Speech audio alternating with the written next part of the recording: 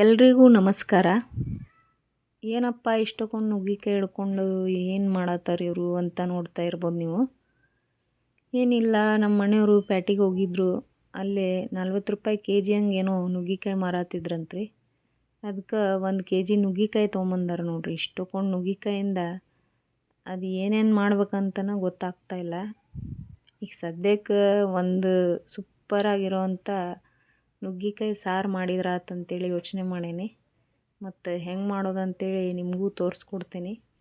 ಬರ್ರಿ ನೋಡೋಣ ಹೆಂಗೆ ಮಾಡೋದಂತೇಳಿ. ಮೊದಲಿಗೆ ನುಗ್ಗಿಕಾಯಿನ ಎಲ್ಲ ಚೆಂದಂಗೆ ಈ ಥರ ಕಟ್ ಮಾಡಿಕೊಂಡು ಅದನ್ನ ನಾರನ್ನ ಬಿಡಿಸಿ ಇಟ್ಕೋಬೇಕು. ಈಗ ನುಗ್ಗಿಕಾಯಿ ಸಾರು ಮಾಡ್ಬೇಕಂತ ಯೋಚನೆ ಮಾಡೇನ್ರಿ. ಇವು ಭಾಳ ಅದಾವೆ ನುಗ್ಗಿಕಾಯಿ, ಎಲ್ಲ ಸಾರು ಮಾಡೋಕ್ಕಾಗಲ್ಲ ಇಷ್ಟಕ್ಕೊಂದು. ಅದಕ್ಕೆ ನಾ ಒಂದು 6 ನುಗ್ಗಿಕಾಯಿ ತೊಗೊಂಡೇನಿ. ಒಂದು 6 ನುಗ್ಗಿಕಾಯಿಂದ ಸಾರು ಮಾಡತ್ತೀನಿ. ಇನ್ನೂ ಉಳಿತಾವೆ ನುಗ್ಗಿಕಾಯಿ. ಇದರಿಂದ ಇನ್ನೂ ಏನೇನು ಮಾಡ್ಬೋದು ಅಂತೇಳಿ ನಿಮ್ಮ ಊರ ಕಡೆ ಯಾವ ಥರ ಸ್ಪೆಷಲಾಗಿ ಮಾಡ್ತೀರಿ ರೆಸಿಪಿಗಳು ಅದನ್ನ ನನ್ನ ಜೊತೆ ಕಮೆಂಟ್ನಾಗ ಹಂಚ್ಕೋರಿ. ನಾನು ಟ್ರೈ ಮಾಡ್ತೀನಿ ಉಳಿದಿರೋ ನುಗ್ಗಿಕಾಯಿಂದ. ನಮ್ಮ ಕಡೆ ನುಗ್ಗಿಕಾಯಿ ಸಾರು ಮಾಡ್ತಾರೆ ಮದ್ವೆ ಮನೆಗೆಲ್ಲ. ಏನಾದರೂ ಒಂದು ಫಂಕ್ಷನ್ ಬಂದ್ರೆ ನುಗ್ಗಿಕಾಯಿ ಸಾರು, ಬದ್ನಿಕಾಯಿ ಪಲ್ಯ ಈ ಥರನ ಮಾಡೋದು. ಮದ್ವೆ ಮನೆಯಾಗಂತೂ ಕಂಪಲ್ಸರಿ ನುಗ್ಗಿಕಾಯಿ ಸಾರು ಇದ್ದೇ ಇರ್ತೈತಿ. ಈಗ ನೋಡಿರಿ ಫ್ರೆಂಡ್ಸ್, ನಾನು ಎಲ್ಲ ಇಷ್ಟು ಬಿಡಿಸ್ಕೊಂಡು ಇಟ್ಕೊಂಡೇನಿ. ಆದರೂ ಇಷ್ಟೊಂದು ಉಳ್ದವು. ನೋಡೋಣ್ರಿ ಇದರಿಂದ ಏನೇನು ಮಾಡ್ಬೋದು ಅಂತೇಳಿ. ಈಗ ಇದನ್ನೆಲ್ಲ ಒಂದು ಬುಟ್ಟಿಗೆ ಹಾಕ್ಕೊಳತ್ತೀನಿ ರೀ. ಎಲ್ಲ ಹಾಕ್ಕೊಂಡು ಇದಕ್ಕೊಂದು ಸ್ವಲ್ಪ ನೀರು ಹಾಕ್ಕೊಂಡು ಒಂದು 2ರಿಂದ 3 ಸತ ಚೆಂದಂಗೆ ತೊಳ್ಕೊಬೇಕ್ರಿ ನುಗ್ಗಿಕಾಯಿ. ಅದ್ರ ಮೇಲೆ ತಿಳಿ ಧೂಳು ಕುಂತಿರ್ತೈತಿ. ಎಷ್ಟೋ ನಾರು ಬಿಚ್ಚೆ ಅಂದ್ರೂ ಧೂಳಂತೂ ಇದ್ದೇ ಇರ್ತೈತಿ. ಈ ಥರ ತೊಳ್ಕೊಂಡೇನಿ. ತೊಳ್ಕೊಂಡು ಒಂದು ಬುಟ್ಟ್ಯಾಗ ಸೋರು ಹಾಕ್ಕೊಂಡೇನಿ. ಈಗ ಇಲ್ಲೊಂದು ಸ್ಟೀಲಿನ ಪಾತ್ರೆ ಒಳಗೆ ಅವು ತೊಳ್ಕೊಂಡಿರೋ ನುಗ್ಗಿಕಾಯಿ ಹಾಕ್ಕೊಳತ್ತೀನಿ ರೀ ಎಲ್ಲ. ಇದಕ್ಕೆ 1 ಸ್ಪೂನಷ್ಟು ಎಣ್ಣೆ ಹಾಕ್ಕೊಂಡೇನಿ. 1 ಸ್ಪೂನಷ್ಟು ಖಾರ ಪುಡಿ ಹಾಕ್ಕೊಂಡೇನಿ. ಒಂದು ಅರ್ಧ ಸ್ಪೂನಷ್ಟು ಉಪ್ಪು ಹಾಕ್ಕೊಂಡೇನಿ. ಒಂದು ಅರ್ಧ ಸ್ಪೂನಷ್ಟು ಅರ್ಶಿಣ ಪುಡಿ ಹಾಕ್ಕೊಂಡೇನಿ. ಇದನ್ನೆಲ್ಲನೂ ಚೆಂದಂಗೆ ಕುಲ್ಕಾತೇನೆ ರೀ. ಇದೆಲ್ಲ ಮಸಾಲೆ ಅದಕ್ಕೆ ಅಂಟ್ಲಿ ಅಂತೇಳಿ. ಒಂದು ಅರ್ಧ ಚರಿಗೆ ಅಷ್ಟು ನೀರು ಹಾಕ್ಕೊಂಡೇನಿ. ಹಾಕ್ಕೊಂಡು ಇದನ್ನ ಒಂದು ಸ್ವಲ್ಪ ಹೊತ್ತನ ಬೇಯಿಸ್ಕೋಬೇಕ್ರಿ. ಒಂದು 10 ನಿಮಿಷ ಬೇಯಿಸ್ಕೊಂಡ್ರೆ ಸಾಕು, ನುಗ್ಗಿಕಾಯಿ ಎಲ್ಲ ಬೆಂದ್ಬಿಡ್ತಾವೆ. ಅಲ್ಲಿ ಮಟ್ಟ ಬ್ಯಾಳೆ ಬೇಯಿಸ್ಕೊಳ್ಳೋಣ್ರಿ. ಒಂದು ಕುಕ್ಕರಿಗೆ ಬ್ಯಾಳೆ ಹಾಕ್ಕೊಂಡೇನಿ. ಬ್ಯಾಳೆ ಎಲ್ಲ ಚೆಂದಂಗೆ ತೊಳ್ಕೊಂಡು ಅದಕ್ಕೊಂದು ಸ್ವಲ್ಪ ಕರ್ಬೇವಿನ ಸೊಪ್ಪು, ಒಂದು ಟೊಮ್ಯಾಟೊ, ಒಂದು ಅರ್ಧ ಉಳ್ಳಾಗಡ್ಡಿ, ಒಂದು ಸ್ವಲ್ಪ ಕೊತ್ತಂಬರಿ, ಒಂದು ಅರ್ಧ ಸ್ಪೂನ್ ಅರ್ಶಿಣ ಪುಡಿ, 1 ಸ್ಪೂನು ಉಪ್ಪು, 1 ಸ್ಪೂನು ಖಾರ ಪುಡಿ ಹಾಕ್ಕೊಂಡೇನಿ ರೀ. ಈ ಕಡೆ ನೋಡಿರಿ 10 ನಿಮಿಷ ಆಗೈತಿ. ಇವು ಬೇಯಾಗುಂತು.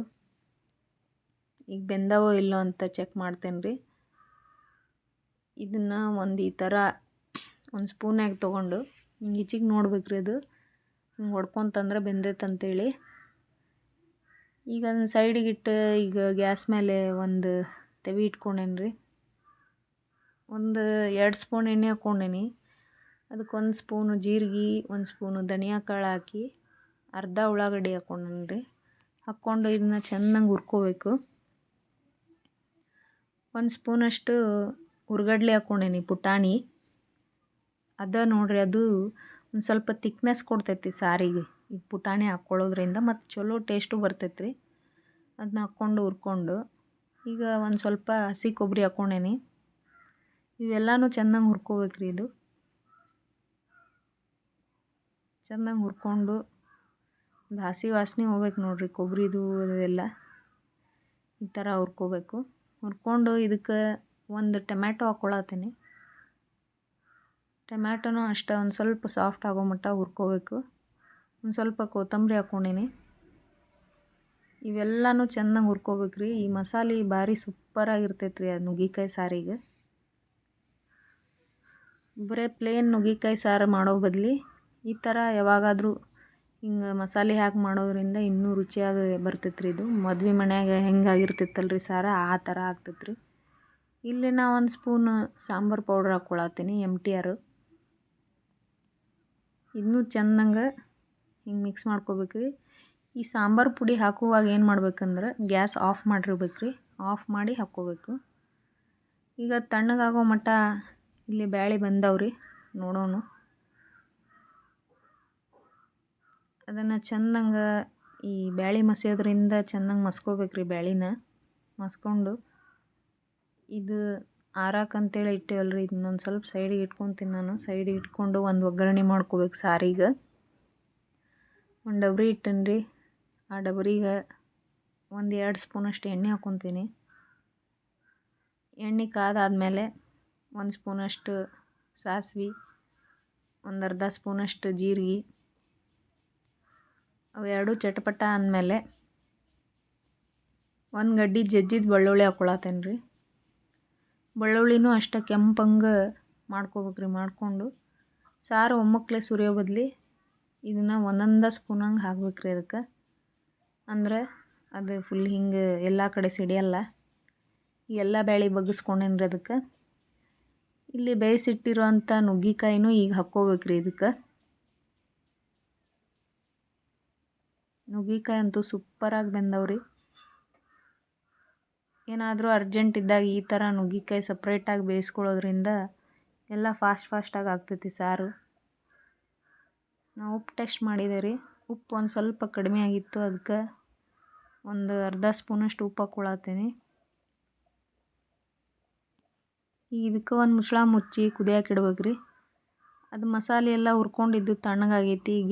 ಜಾರಿಗೆ ಹಾಕ್ಕೊಂಡಿನಿ ಅದನ್ನ. ನೀರು ಹಾಕ್ಲಾರ್ದಂಗೆ ರುಬ್ಕೊಂಬರ್ಬೇಕ್ರಿ ಇದನ್ನ. ಹಂಗೂ ಮೀರಿ ನಿಮ್ಗೆ ನೀರು ಬೇಕನ್ನಿಸ್ತಂದ್ರೆ ಒಂದು ಸ್ವಲ್ಪ ನೀರು ಹಾಕ್ಕೊಂಡು ರುಬ್ಕೋರಿ ಎಲ್ಲ.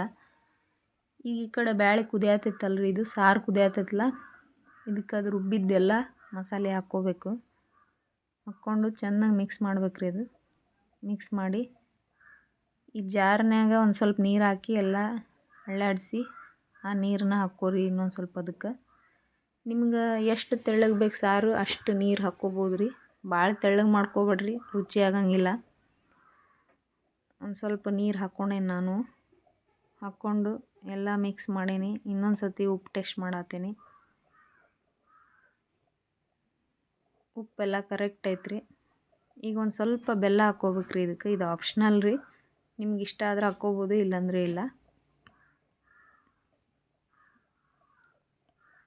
ಎಲ್ಲ ಮಿಕ್ಸ್ ಮಾಡಿ ಒಂದು ಪ್ಲೇಟ್ ಅರ್ಧ ಅಷ್ಟು ಮುಚ್ಚಿ ಕುದಿಯಕ್ಕೆ ಬಿಡ್ಬೇಕ್ರಿ ಸಾರು. ಈ ಥರ ಕುದ್ರೆ ಸಾರು ಆದಂಗೆ ನೋಡ್ರಿ. ನಿಮ್ಗೆ ನಾ ಮಾಡಿರೋ ಸಾರು ಇಷ್ಟ ಆದ್ರೆ ದಯವಿಟ್ಟು ನನ್ನ ಚಾನಲ್ ಸಬ್ಸ್ಕ್ರೈಬ್ ಮಾಡಿರಿ, ಲೈಕ್ ಮಾಡಿರಿ, ಶೇರ್ ಮಾಡಿರಿ. ಧನ್ಯವಾದ.